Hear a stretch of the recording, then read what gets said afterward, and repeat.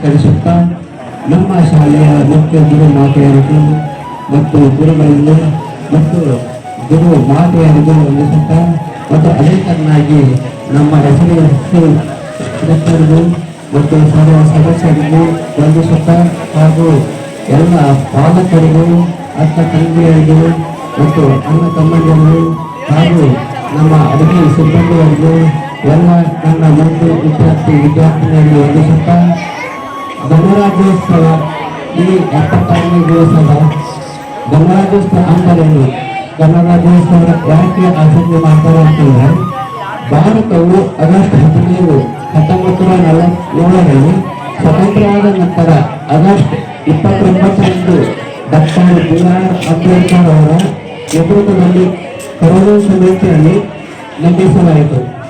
ಈ ಸಮಿತಿಯ ಸಂವಿಧಾನದ ಕರಡು ಸಿದ್ಧಪಡಿಸಿ ನವೆಂಬರ್ 4, 1947ರಲ್ಲಿ ಸಂವಿಧಾನದಲ್ಲಿ ಮಂಡಿಸಿದರು, ವಿಧಾನಸಭೆಯಲ್ಲಿ ಮಂಡಿಸಿದರು. ಇದನ್ನು ನವೆಂಬರ್ 26, 1949ರಲ್ಲಿ ಅಂಗೀಕರಿಸಲಾಯಿತು ಮತ್ತು ಅನೇಕ ಪರಿಷ್ಕರಣೆಯ ಮತ್ತು ತಿದ್ದುಪಡಿಗಳ ನಂತರ ಭಾರತದ ಸಂವಿಧಾನವು ಜನವರಿ 26,